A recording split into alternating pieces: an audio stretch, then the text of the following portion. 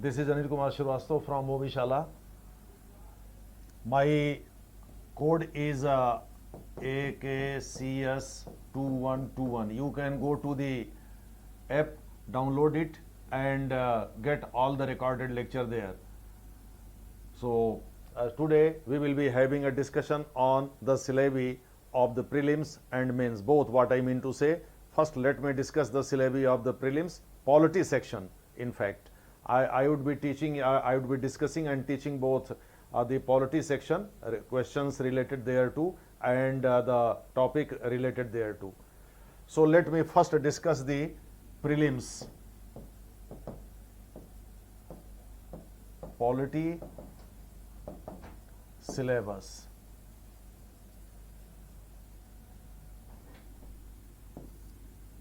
It is governance and polity, or polity and governance, you can write this way also. Polity and governance.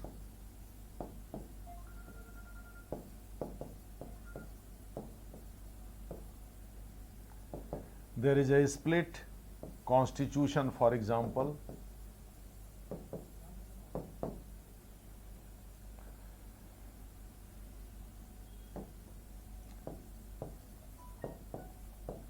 Political system, including polity, I am actually elaborating a bit as well.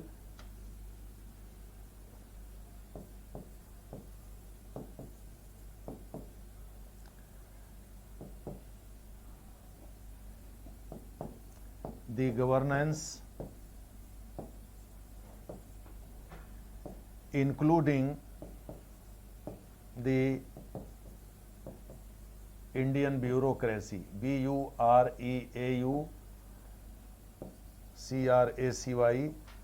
and its structure.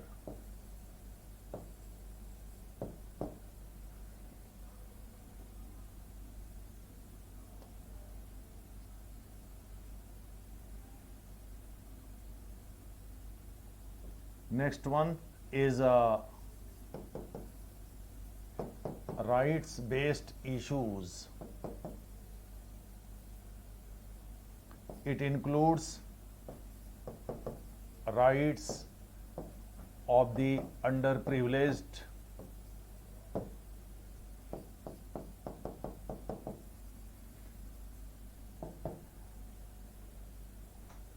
disadvantaged section,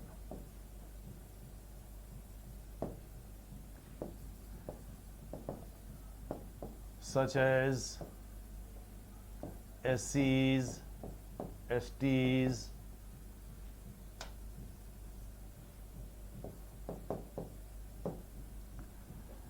women, children, OBCs, and minorities.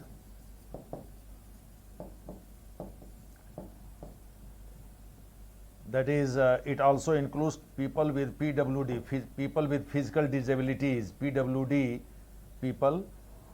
That is common in all such section. Hence, its rights-based issues. Another one is Panchayat Raj institutions.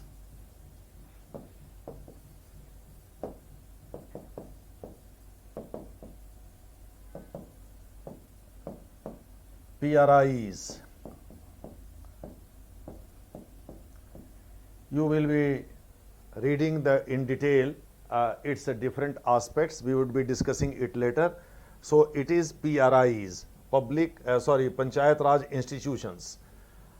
These are broadly the topics under polity section figuring in the preliminary examination. Now we would be discussing its strategy later. Let me first discuss the syllabus of the mains examination.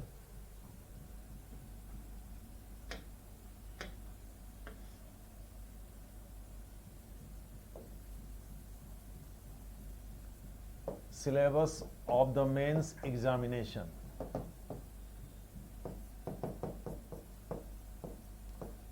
Again, of polity. Historical underpinning,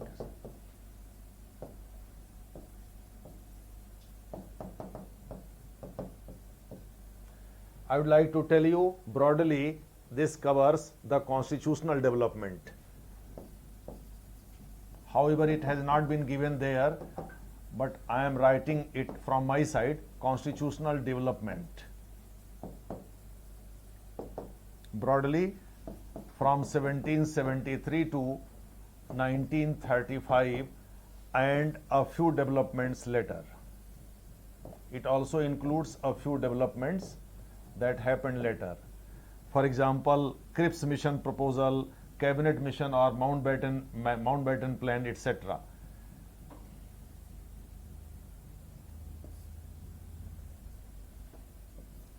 After the historical underpinnings, evolution.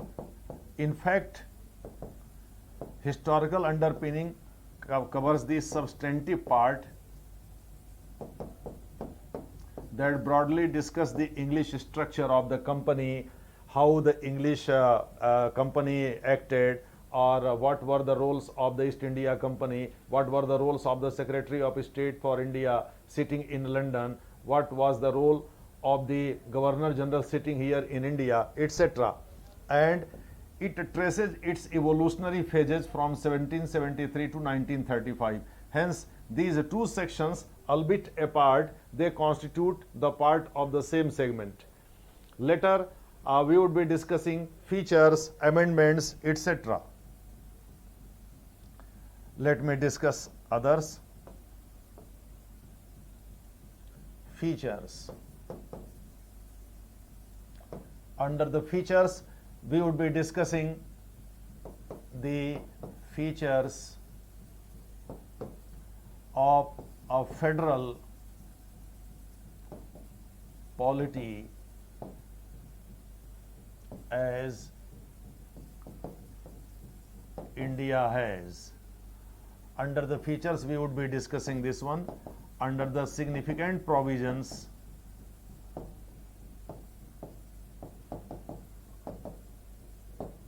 we would broadly be discussing fundamental rights and directive principles of state policies. This is significant provisions. It is followed by amendments,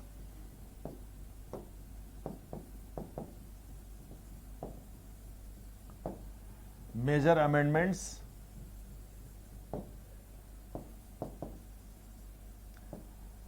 and its effect. Major amendments and its effect on the Indian polity. First, 42nd, 44th, 73rd, etc. We would also be in between discussing different other amendments. For example, 9th Constitution Amendment Act related to Berubari case and others. 38th Constitution Amendment Act related to ordinance. We would also be in between discussing so many things. 73rd, 74th, 75th, 77th, 70th, in fact 69th, 71st also. We would be discussing so many amendments. Lately, say amendment recently 100, even 99th, 100, 101, or 101st, 102nd, 103rd, 104th. We would be discussing all these amendments. It is followed by basic structure. It is a doctrine evolved by the Supreme Court of India. Structure.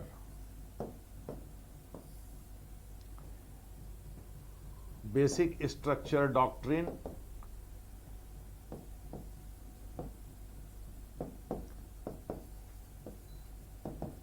that came out in Keshavanand Bharati case 1973. We would be discussing this one. So this is the first chapter. The second one, functions and responsibilities of the union and states. The second one,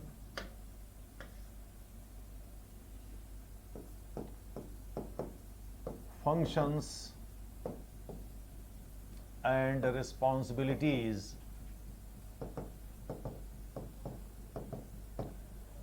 of the union and states.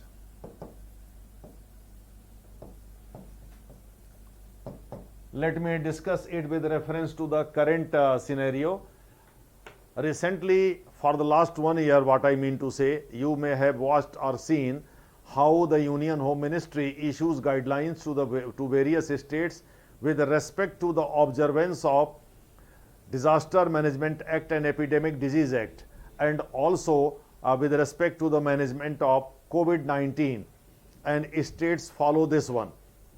So, what are the functions of the Union Home Ministry, what are the functions of the states in this regard, and how they interact with each other, what is the role of Article 256, 257 in peacetime, and 355, 356 and 365 in extraordinary times or emergency times. We would be discussing all these things under this one.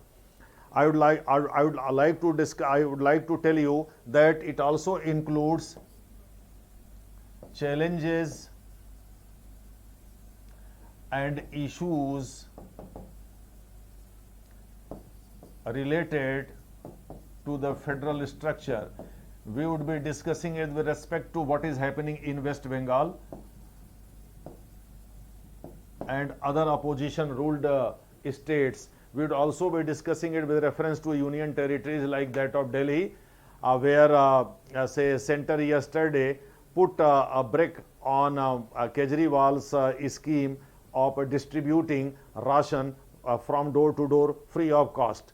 In fact, we would be discussing all these things. We would be tracing different say events leading to the culmination of the present one, and we would be discussing all this with reference to the syllabus as well. I would like to tell you further that this chapter also includes devolution of power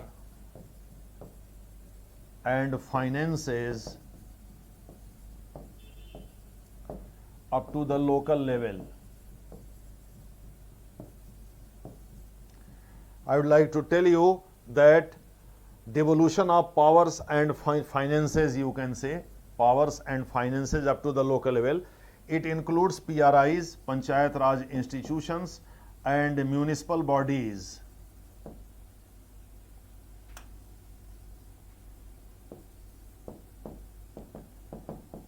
Municipal bodies such as Nagar Panchayat, municipal councils, and municipal corporations. We would be discussing all these things up to the local level. It has been given what are the challenges, what are the issues, and what are the problems, actual genuine problems faced by the local bodies with respect to these ones, how many kinds of decentralization are there, and up to what extent Mahatma Gandhi's dream of local self-government has been realized as it has been enshrined under the DPSP Part 4 of the Indian Constitution, Article 40.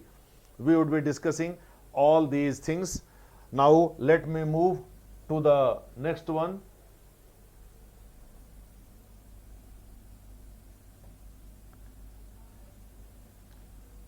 Third one, separation of power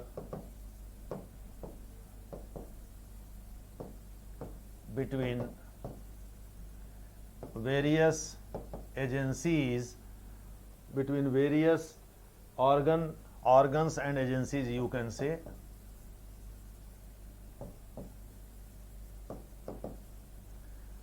and dispute redressal mechanism.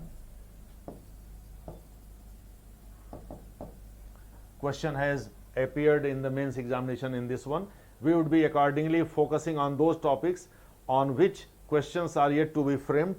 So, under the separation of power, we would be discussing executive, judiciary, or you can say legislature, executive and judiciary, and we would look at also its comparative aspects, whether like the United States of America there is separation of power, in India, or you can say states and unions are two different entities of the same organization, and both have their defined domain, whether India in fact approximates to the model of the United States. How many models are prevalent in the world? Actually, there are 3 models prevalent in the world in this regard. We would be looking at this one, and we would also be discussing this one under the federal structure. The first one, integrated model, say a coordinate model that we find in India, and third one, overlapping model. that we find in the United States of America, Switzerland, and Australia. So we would be looking at all these things. Under this one, we would also be looking at the dispute redressal mechanism, like administrative reforms commission's role, and also directorate of grievance redressal, or you can say directorate of grievance redressal institution. We would be looking at all these things, and we would also be looking at Whitleyism, how far Whitleyism has been realized in India, what does Whitleyism mean for India. We would be looking at all these things, because it says dispute redressal mechanism. What are the dispute redressal mechanism found in India? We will be looking at different aspects, the experiments being carried out during the regime of Pandit Jawaharlal Nehru, Srimati Indira Gandhi, and later under the regime of Rajiv Gandhi and others. We would be looking at all these aspects. Especially, we would be looking at DP, Department of Personnel,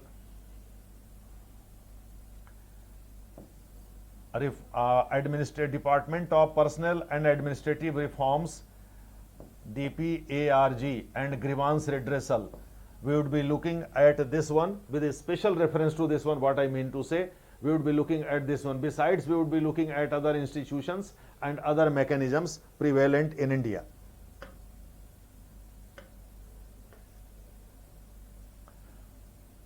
Now the fourth one is comparative constitutional scheme.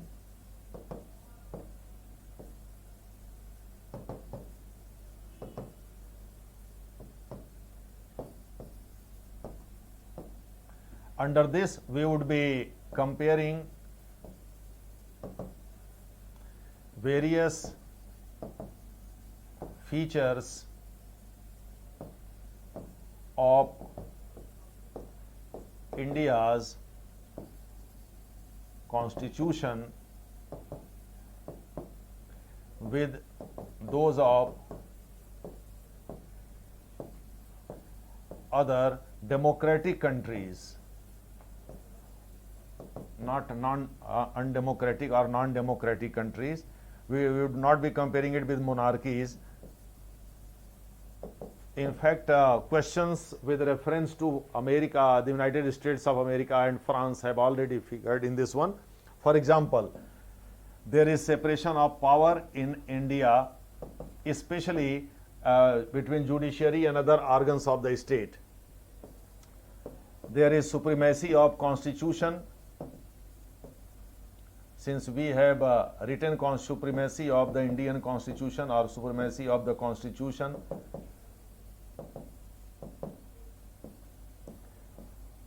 Because we have a written constitution, judicial independence and judicial review, and fundamental rights, presence of fundamental rights and intervention by the Supreme Court, by the apex court, including the High Court as well. So all these features are found in India, and all these features are also found in the United States of America. So a question has appeared 2 years back on whether India's democratic values proximate to those of the United States. So we would be discussing it accordingly. Now the fifth one, Parliament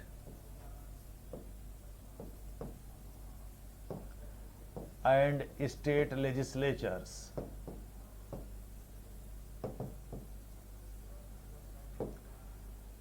Under this one, we would be discussing organizational structure, organization, structure, function, processes, businesses discharged, etc. We would be looking at all these aspects. We would be making a comparison between parliament and state legislature. For example, the state assemblies are a replica of the Lok Sabha, but the similar thing does not obtain when we compare the Rajya Sabha with Vidhan Parishad. Vidhan Parishads are not an indispensable institution at the state level. but we can't do it without the Rajya Sabha at the center, because the Rajya Sabha in fact is the council of state. It represents the state irrespective of whether they rule in a state or not. Their representation is ensured in the upper house. However, after a certain time, 1/3 of its members retire. So we would be looking at all these things. Vidhan Parishad hence is a temporary institution to be abolished by the parliament under Article 169 on the recommendation of the state. But the same thing does not obtain on the Rajya Sabha. What I mean to say, the Rajya Sabha is not subject to dissolution. Even the Lok Sabha is subject to dissolution because it represents popular sovereignty. But the same thing could not be said for the Rajya Sabha. So we would be looking at all these features, all these things. We would also be looking powers and privileges.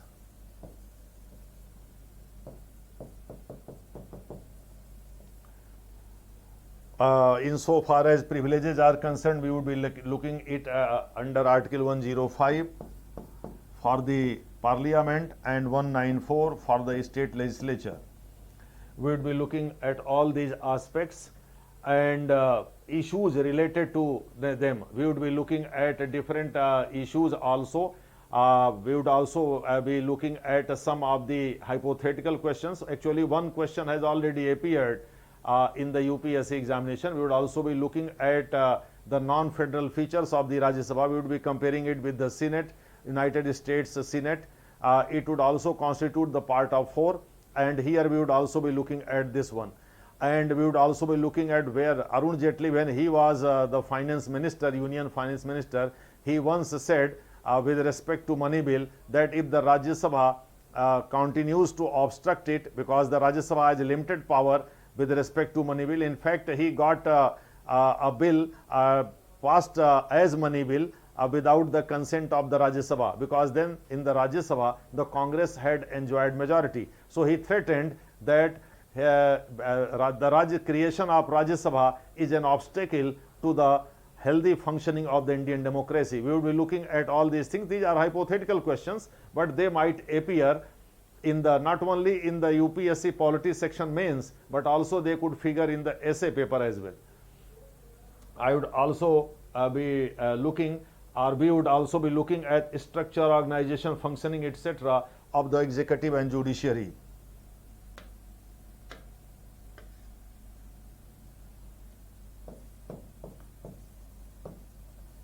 Structure, organization, and functioning of the executive and judiciary. We would be looking at these things. Different aspect, structure, organization, and functioning. These three things have been highlighted here. I would like to tell you.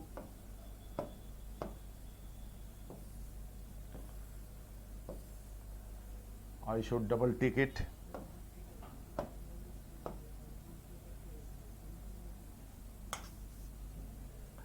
We would be looking at these things. We would be looking at different aspects as well of this one. For example, we would be looking at the collegium system, how it evolved, the relation between the executive and the judiciary. We would be looking at the role of the Supreme Court and High Court besides Lok Adalats.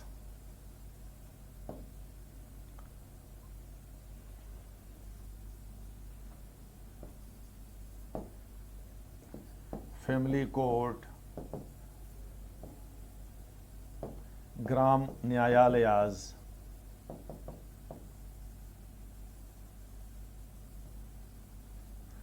Lok Adalats, and the role of National Legal Services Authority and its structure different. Say, in fact, it was got passed in 1987.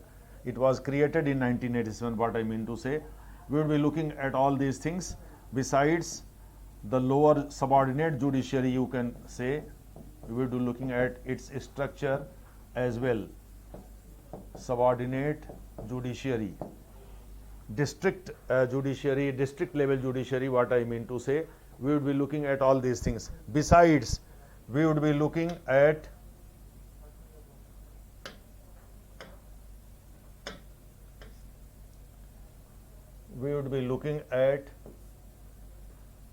structure of the ministries and departments, and in brief their functioning not in broad pressure groups.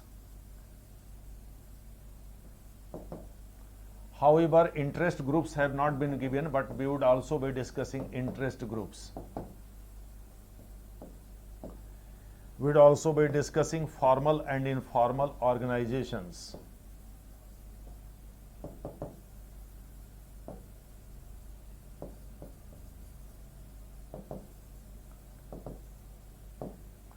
And we would also be looking informal pressure groups. We have seen these days, in fact a question has already appeared on this, we have seen these days that Kisan Andolan or Kisan Morchas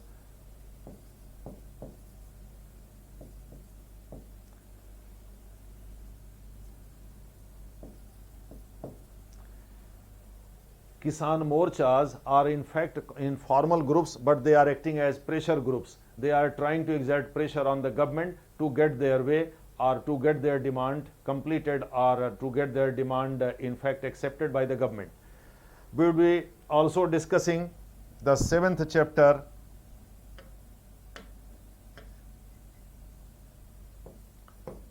salient features of the Representation of People Act, RPA, but we would be focusing more on electoral reforms, as majority of question over the last 4 years have come from this area. So we would be looking at the electoral reforms.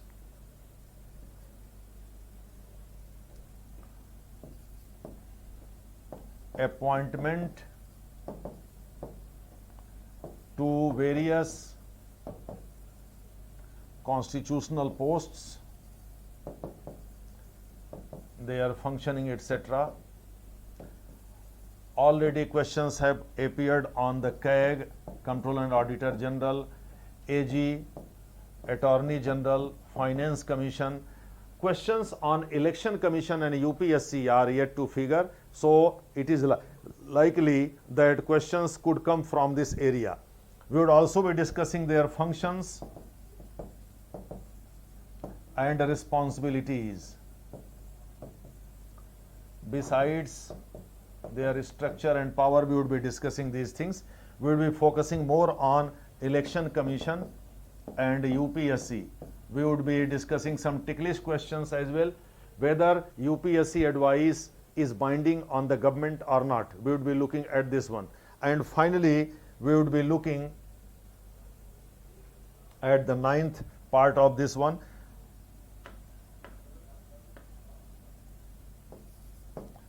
that is statutory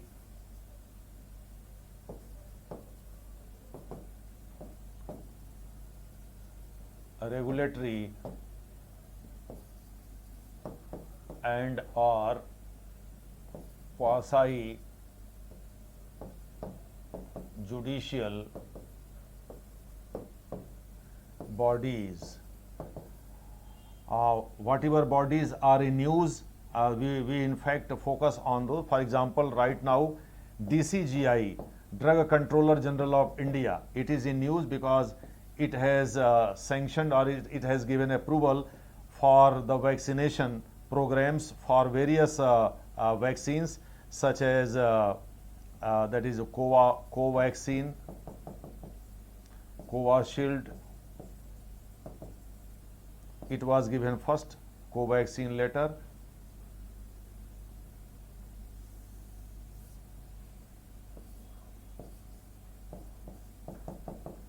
It is a regulator as well as quasi-judicial bodies. It can also, a quasi-judicial body is one which is like a judiciary, but which is not a judiciary per se.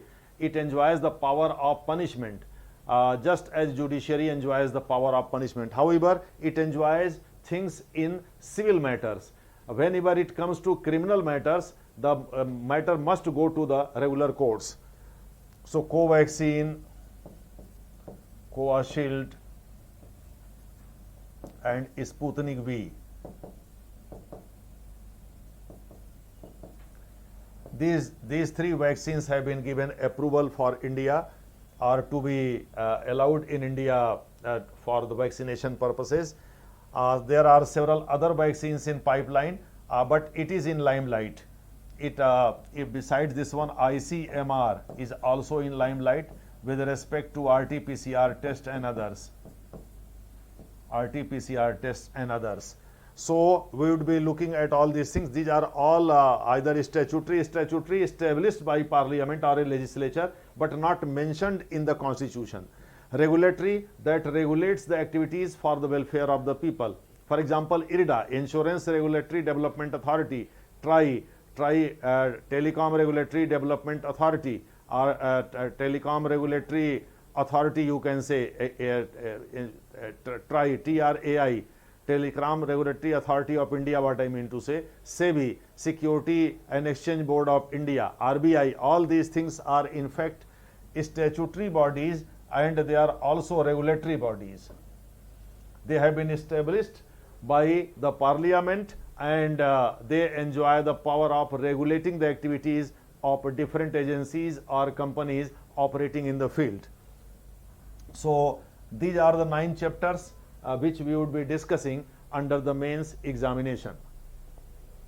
We would at the appropriate juncture, at the appropriate time, I would also be discussing the questions asked previously by the UPSC in its different avatars or in its you can say different formats. We would be looking at all these things.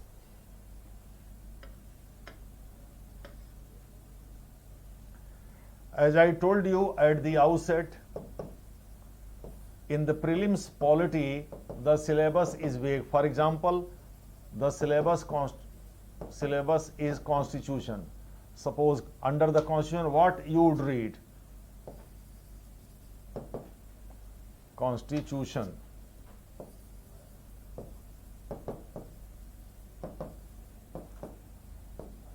Polity, constitution and governance, in fact, constitute the major part of this one. Under the governance, we would also be including bureaucracy.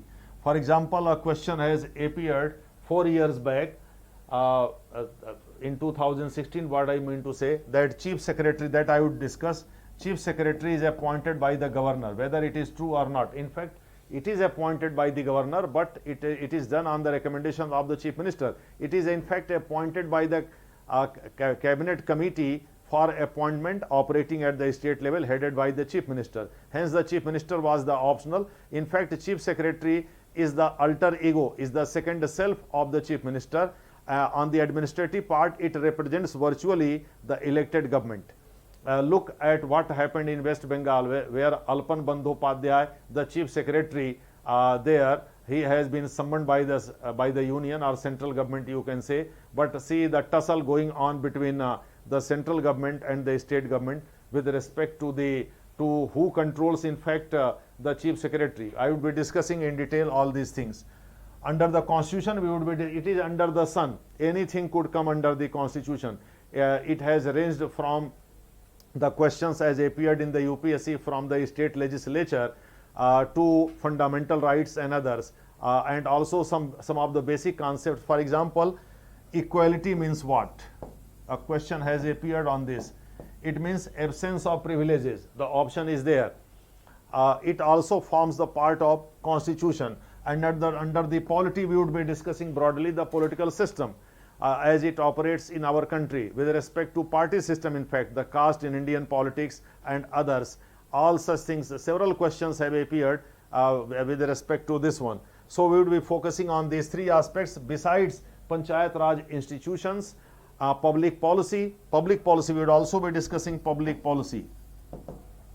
For example, a question has appeared with respect to Civil Services Board and Cabinet Secretary. All these things actually would come under the public policy. So we would be looking at the public policy, Panchayat Raj institutions, and rights-based issues. All these things, you can say polity, constitution, governance, that is a public policy, Panchayat Raj institutions, and rights-based issues are these 6, you can say, broad topics covered under the preliminary examination, in which the term constitution represents a vague one. In fact, it represents a vague concept, because it everything that has been there in the constitution comes under the preliminary examination. So you will have to focus on all areas of the constitution, at least its main areas. For example, say there are several rights which have not been mentioned in part 3rd, but they find mention in the constitution. One such right has been mentioned under which of the following provisions? That is Article 265. That is, no tax shall be levied save authority of law. Similarly, under Article 301, freedom of trade and commerce and intercourse has been allowed. So we would be looking at all these things. In fact, that we would be discussing under the preliminary examination. Hence, broadly, I have discussed the strategy related to the mains examination and preliminary examination. We would be looking at some of the questions today. Since today we are going to focus on the objective question, hence we would be looking at some of the aspects of the preliminary examination, its strategies, how to approach the question, how a majority of question could be corrected or rightly spotted. We would be discussing all these things in our next lecture.